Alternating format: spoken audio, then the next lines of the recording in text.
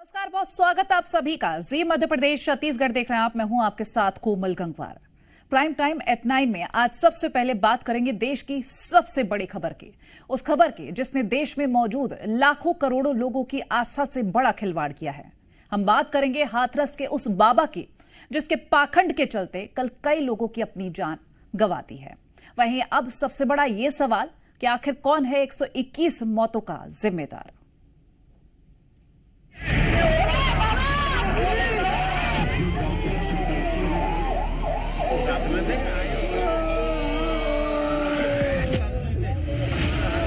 परम सप्ताह हमारे लिए तो परम सप्ताह है भैया। ढोंगी बाबा को क्यों नहीं पकड़ रहे, ढोंगी के लिए क्यों छोड़ रहे? ये प्रभु परमात्मा हैं, उनको हमारे और आपकी क्या ताकत है, क्या बस में कर सकते हैं। बाबा ने खुद कहा था कि रज मत उड़ जाना बाबा की। जानकारी सरकार के पास थी, उसके बावजूद भी सरकार को जो इंतजाम करना चाहिए था वो इंतजाम नहीं किया है। इस लापरवाही की वजह से जो जाने गई हैं उसकी जिम्मेदार सरकार है। दुखद और दर्दनाक घटनाओं में भी वे राजनीति भूलते हैं और ऐसे लोगों की एक फितरत है कि चोरी भी और सीना चोरी भी। ये हादसों का देश है और किसी को इसकी चिंता नहीं है, कोई एसओपी नहीं, क्राउड मैनेजमेंट की कोई व्यवस्था नहीं। 2 लाख का मुआवजा देंगे निश्चिंत। कड़ी से कड़ी कार्रवाई करने वाले एक एक दोषी को हम ऐसा दंडित करेंगे कि आने वाले समय में वो भारत के सामने एक उदाहरण बनकर के सामने। जिम्मेदारी तो आफ्टर ऑल सरकार की है और सरकार के अधीन जो है, चाहे वो जिला प्रशासन हो चाहे पुलिस प्रशासन हो, ये इस तरह की घटना के लिए जो भी दोषी होंगे कोई बख्शा नहीं जाएगा और इस तरह की घटना की भविष्य में पुनरावृत्ति न हो इसके लिए भी ठोस उपाय हमारी सरकार करेगी। इतना बड़ा हादसा हो गया, ये प्रशासनिक लैप्स हुआ है और उनकी लापरवाही से हुआ है। साजिश करने वाले लोग अपनी साजिश करके फिर वहाँ से चुपचाप खिसकने का प्रयास भी करते हैं। 28 घंटे से ज्यादा का वक्त बीत चुका है, लेकिन 121 मौतों का गुनहगार सूरजपाल उर्फ साकार हरी कहां फरार है इसका पता अब तक नहीं चल पाया। जी मीडिया की टीम भी लगातार उस लोकेशन पर पहुंची जहां बाबा के छिपे होने की आशंका जताई जा रही है, लेकिन बाबा किस गुप्त लोक में छिप गया है उसकी कोई जानकारी नहीं। वहीं पुलिस की टीमें कई जिलों में लगातार बाबा की तलाश में दबिश दे रही हैं। ये रिपोर्ट देखिए।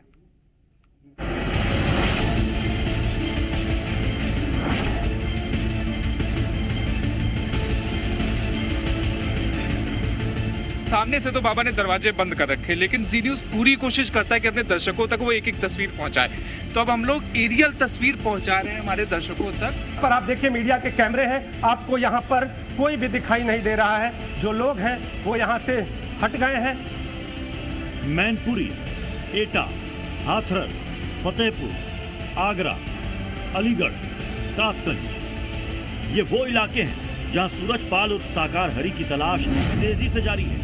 पुलिस की कई टीमें साकार हरी को इन इलाकों में चप्पे चप्पे पर तलाश रही है। कई गांव में पुलिस की लगातार दबिश जारी है। साकार हरी को करीब से जानने वालों के ठिकानों पर भी पुलिस की टीम दबिश दे रही है, लेकिन खुद को भगवान बताने वाले 121 मौतों का गुनहगार पिछले 28 घंटे से कहां फरार है इसकी कोई जानकारी अब तक नहीं मिल पाई है। हाथरस में जो हादसा हुआ वो कोई साधारण हादसा नहीं था। अंधविश्वास की दौड़ में जब भगदड़ मची तो शवों से पूरा इलाका पट गया और पाखंडी बाबा जो लोगों के जीवन की रक्षा करने का दावा करता था वो वहां से भाग खड़ा हुआ। बाबा के फरार होने के बाद उसकी तलाश तेज हो गई। बताया गया कि बाबा सबसे पहले अपने आश्रम पहुंचा, लेकिन जब जांच हुई तो बाबा वहां नहीं मिला। पुलिस की टीम ने आश्रम के चप्पे चप्पे की तलाशी ली, हर कोने को खंगाला, लेकिन बाबा कहीं नहीं मिला। है बाबा? नहीं, बाबा तो यहाँ नहीं है। नहीं मिले? नहीं। कहाँ गए? आए तो फिर लापता कहाँ? अब ये नहीं पता कहाँ गए कहाँ नहीं गए। लेकिन जब जी मीडिया की टीम बाबा के आश्रम पर पहुंची तो वहां मौजूद गार्ड और सेवादारों ने दावा किया कि बाबा आश्रम में आया था और फिर उन्होंने बाबा को जाते नहीं देखा। हाथरस में इनका कार्यक्रम था सत्संग का, वहाँ से खत्म करने के बाद यहाँ आ गए। अच्छा, बाबा जी अंदर हैं अभी? यार हैं, कितने बार बोलूं? आप सेवादार हैं, पुराने हैं, तो क्या पता चला कि यहीं पे हैं बाबा? यहीं पे हैं? हाँ यहीं पे। आश्रम में ही हैं। ये बयान कई सवाल उठा रहे हैं, जिसमें सबसे बड़ा सवाल ये है कि बाबा साकार हरि कहाँ है। सवाल ये कि बाबा आश्रम आए तो कहाँ गए? क्या आश्रम में कोई सुरंग है? क्या सुरंग से बाबा कहीं निकल गए? क्या आश्रम में कोई गुप्त लोक है? आश्रम में बाबा को किस किस ने देखा? सेवादारों ने बाबा को आश्रम में कब देखा? पुलिस को बाबा आश्रम में क्यों नहीं मिला? सीडीआर जो बाबा का निकला उसमें लोकेशन इसी आश्रम की है। तस्वीरों में आपको हम लोग दिखाएं, आप देखिए कि बाबा के जो अनुयायी हैं वो लगातार यहाँ पर ही मौजूद हैं। यहाँ पर बाबा के सैकड़ों अनुयायी। आप एक बार रुकिए, एक बार हम लोग बुलाते हैं, मैं एक बार दरवाजा खटखटाकर बाबा को एक बार बाहर बुलाते हैं, क्योंकि बाबा इसी आश्रम में है। बाबा की आखिरी लोकेशन यहीं पर ही पाई गई थी। आप देखिए कि किस तरह से लोग लगातार नजरअंदाज कर रहे हैं हम लोग को। बताया जा रहा है कि बाबा साकार हरि घटना स्थल से दोपहर में ही निकल गया था, जिसके बाद उसके फोन को ट्रेस किया गया, जिसमें सामने आया कि मौके से बाबा 1:40 पर निकल गया। इसके बाद उसने कार्यक्रम के आयोजकों से बात की। 2:48 पर उसने आयोजक देव प्रकाश मधुकर को फोन किया। इसके बाद 3 बजे से 4:35 तक मैनपुरी के आश्रम में उसकी लोकेशन मिली। इस दौरान बाबा ने 3 फोन नंबरों पर बात की, जिसमें पहला नंबर महेश चंद्र का था, जिससे 3 मिनट बात हुई। दूसरा नंबर संजू यादव का था, जिससे केवल 40 सेकंड बात हुई। तीसरा नंबर आयोजक देव प्रकाश की पत्नी रंजना का था, जिनसे सबसे ज्यादा 11 मिनट 33 सेकंड बात हुई। इसके बाद 4:35 पर बाबा का फोन ऑफ हो गया। इसके अलावा भी 2 अन्य नंबरों पर बात किए जाने की जानकारी सामने आई है, लेकिन पुलिस पाखंडी बाबा को तलाश पाने में नाकाम साबित हुई है। पुलिस ने बाबा की तलाश के लिए 40 पुलिसकर्मियों की टीम का गठन किया है, जो सीसीटीवी फुटेज की भी जांच कर रही है, लेकिन अब तक कोई सुराग नहीं मिला है। ऐसी भी आशंका जताई गई है कि बाबा दिल्ली या हरियाणा की तरफ भाग गया है, लिहाजा वहां के टोल प्लाजा की फुटेज भी देखी जा रही है। ब्यूरो रिपोर्ट, जी मीडिया। और हादसे के बाद नारायण हरि का पहला बयान मरने वालों के प्रति मेरी संवेदना बाबा की ओर से। घायलों के जल्द ठीक होने की कामना करता हूं। मैं भगदड़ से पहले ही पंडाल से निकला था, समागम से पहले मैं मौके से निकल गया था। तो नारायण हरि का ये बयान सामने आया है। हादसे के बाद ये पहला बयान सामने आया है। मैं भगदड़ से पहले ही पंडाल से निकला था, समागम से पहले मैं मौके से निकल गया था।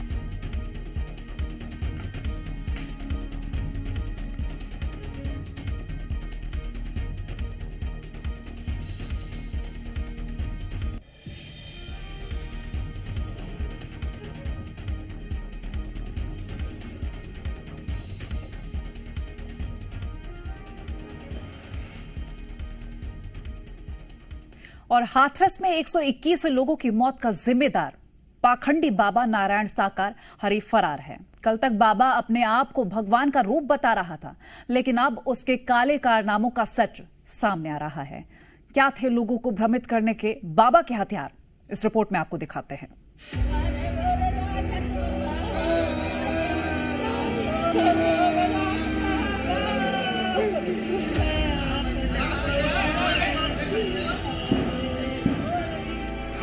बाबा साकार के पाखंड का हथियार।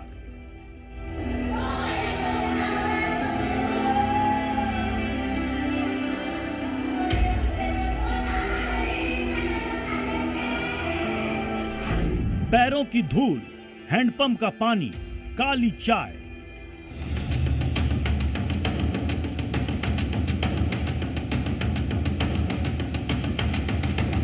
लोग मिट्टी भी ले जाए। हाँ, मिट्टी ले जाते हैं। हाथरस में मचे हाहाकार के पीछे बाबा नारायण सरकार हरि के यही पाखंड है, जिसने 121 बेगुनाह लोगों की मौत की पटकथा लिखी।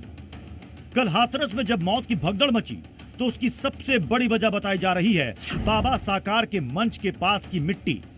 बाबा के भक्त मानते हैं कि बाबा के पैरों की धूल किसी आशीर्वाद से कम नहीं है। जिस रज पर बाबा के पग गिर जाते हैं, वो मिट्टी चमत्कारिक हो जाती है। लोग मिट्टी भी ले जाए। हाँ, मिट्टी ले जाते हैं, चरण में धूल ले जाते हैं। अच्छा, भोले बाबा की। हाँ जी, जल भी ले जाते हैं। यहाँ से फायदा होता है उन लोगों को, जे ऐसा मान चलो वो परमात्मा ही मानते हैं। कल सत्संग के समापन के बाद जब नारायण सरकार हरि उर्फ सूरजपाल अपने काफिले के साथ वापस लौट रहा था, तो लोग उसके काफिले के पीछे उसी कथित चमत्कारिक मिट्टी के लिए दौड़ने लगे, जिससे भगदड़ मच गई।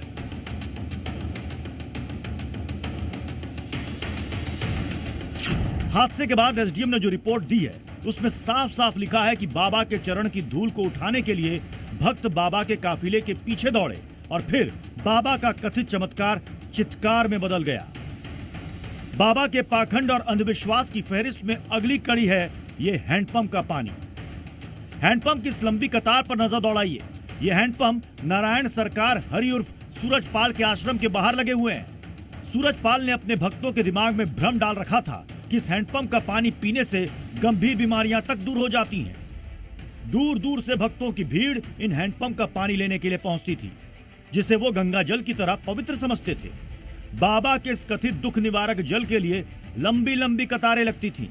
जो लोग अपने बीमारी और दुख दर्द से तकलीफ में होते हैं वो बाबा के इस आश्रम में जो कासगंज में है यहाँ पर आते हैं और इस हैंडपंप का पानी बाबा के नाम का लेकर अगर पीते हैं तो उनकी बीमारी दुख दर्द दूर हो जाते हैं। वो भी पथरी और पेट संबंधी बीमारियां, चर्म रोग जैसी बीमारियां जिनको है वो यहाँ पर इस पानी को पीते हैं और अपनी बीमारी दूर करते हैं।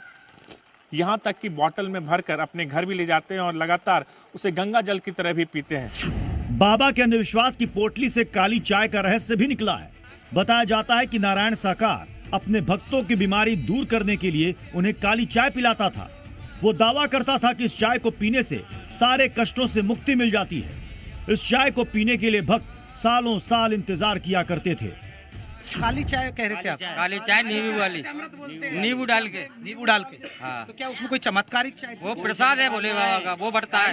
काली चाय में क्या क्या, प्रसाद में क्या क्या? काली चाय ये नींबू और ये तुम्हारी तुलसी के पत्ते और काली मिर्च और ये नींबू छिड़क के और छान के। काली चाय भी बताते थे, काली चाय पीने से कुछ अच्छा इलाज? वो तो ये जैसे घर घर इनने अपने मतलब गाने बजाने करवाए उनके तब बटते वो काली चाय था उनके जब उसे प्रसाद मानते। ये कहते हैं कि काली चाय के तौर पर प्रसाद होता था जिसमें नींबू होता था, काली चाय होती थी, लौंग होती थी और वो प्रसाद के तौर पर दिया जा रहा था। हालांकि उसने कभी ये नहीं बताया कि ये काली चाय किस चीज से बनी होती है। अहम ब्रह्मास्मि की तर्ज पर हाथरस में नारायण साकार हरि पाखंड का साम्राज्य चला रहा था। मिट्टी, पानी और काली चाय को मिलाकर नारायण साकार हरि उर्फ सूरजपाल ने अंधविश्वास का ऐसा चक्रव्यूह तैयार किया था जिसमें लाखों मासूम लोग फंसते चले गए।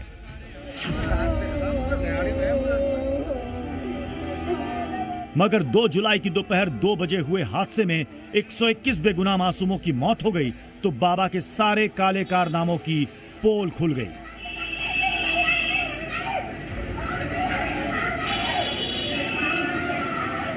राजू राज और जयप्रकाश के साथ ब्यूरो रिपोर्ट, जी मीडिया। और अब बात मध्य प्रदेश की, जहां मोहन सरकार ने अपना पहला पूर्ण बजट पेश कर दिया है। भारी हंगामे के बीच मोहन सरकार ने अपना पहला पूर्ण बजट पेश किया है। विपक्ष की तमाम नारेबाजी के बीच वित्त मंत्री जगदीश देवड़ा ने 3,65,000 करोड़ से ज्यादा का बजट पेश किया है, जिसको लेकर सरकार का दावा है कि मध्य प्रदेश का ये बजट ऐतिहासिक है। तो वहीं विपक्ष मोहन सरकार के पहले बजट पर पूरी तरह से हमलावर है। ये रिपोर्ट देखिए।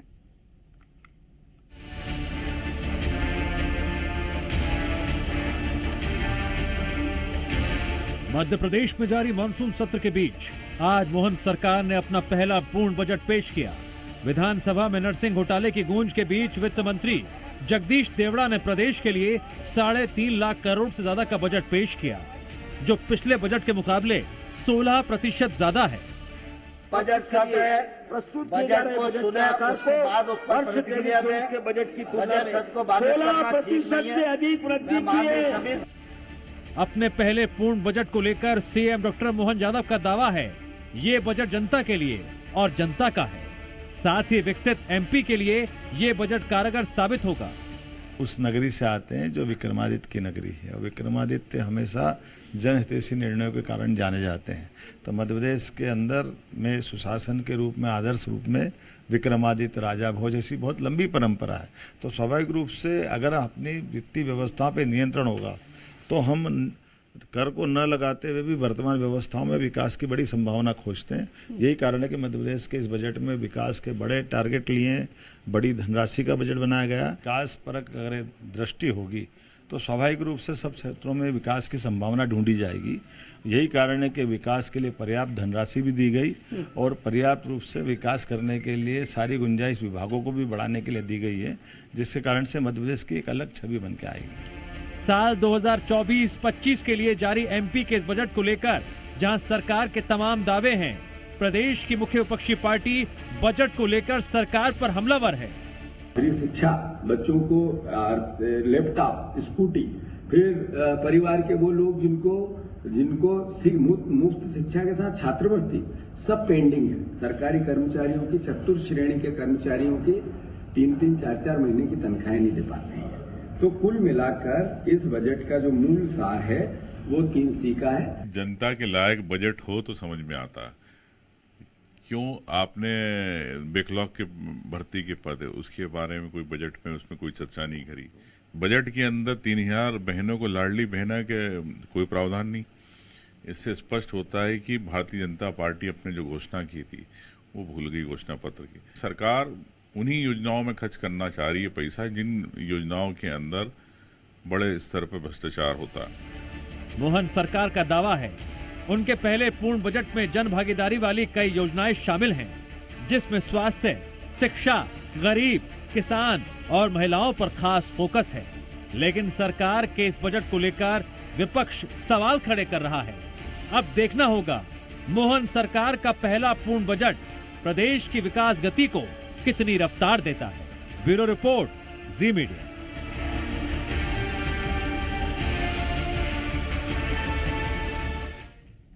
और अब बात छत्तीसगढ़ की कर लेते हैं। छत्तीसगढ़ के स्वास्थ्य मंत्री श्याम बिहारी जायसवाल ने सरकारी अस्पतालों में डॉक्टर्स की भर्तियों का ऐलान किया है। उनका कहना है कि अगले 10 दिनों में करीब 700 से ज्यादा डॉक्टर्स की भर्तियां की जाएंगी। लेकिन स्वास्थ्य मंत्री के इस बयान पर कांग्रेस ने कई सवाल खड़े कर दिए हैं। कांग्रेस का कहना है कि प्रदेश में 700 से ज्यादा भर्तियों से काम नहीं चलने वाला, क्योंकि हजारों पद खाली हैं, जिस पर प्रदेश में जमकर सियासत देखने को मिल रही है। इसी पर यह रिपोर्ट देखिए।